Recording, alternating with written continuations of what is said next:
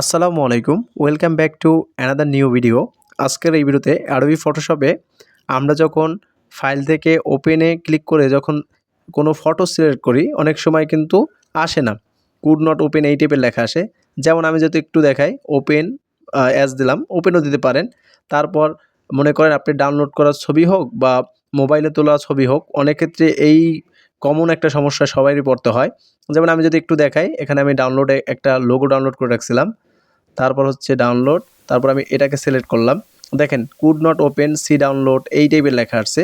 এখন এটাকে, এই ছবিটাকে আমি এডিট করতে চাই, কি করব, এখান থেকে বের হয়ে দিস পিসিতে চলে যাব, অর্থাৎ ওই ফটোতে চলে যাব। ফটোতে চলে যাওয়ার পর রাইটে একবার মাউসে ক্লিক করলাম।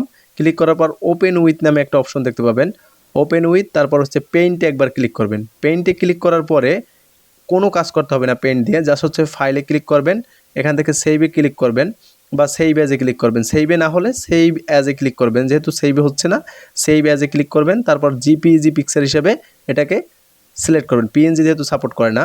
তো তার জন্য এখন দেখতে পাচ্ছেন যে সেভ অ্যাজ যেহেতু দিয়েছি, এখানে কিন্তু নতুন file name, save as type এগুলো চাবে।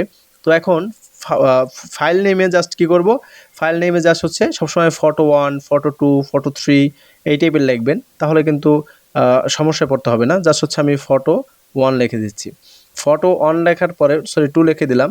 সেভ অ্যাজ টাইপে কী করবেন, জিপিজি রাখবেন, এটা রাখবেন যেহেতু এটা সাপোর্ট করে। তারপর হচ্ছে তারপর এখান থেকে আপনি লোকেশন হিসাবে ডেস্কটপে রাখলাম অথবা ডাউনলোডেও রাখতে পারেন।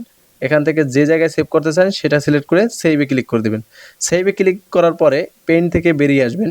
বেরিয়ে আসার পরে অ্যাডোবি ফটোশপ আবারও কিন্তু আপনি চালু করবেন। চালু করার পরে আপনি আবারও ফাইলে চলে যান। চ্যানেল নতুন হলে অবশ্যই চ্যানেলটিকে সাবস্ক্রাইব করে দিন।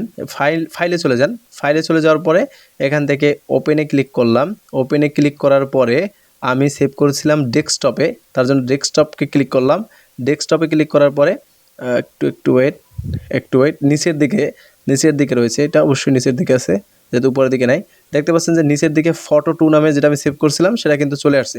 এখন জাস্ট একবার ক্লিক করেন, দেখেন চলে আসছে। সো এভাবেই কিন্তু আপনি প্রবলেমটা সলভ করতে পারবেন। সো এই ছিল ভিডিওটি, আবার অন্য ভিডিও দেখা হবে।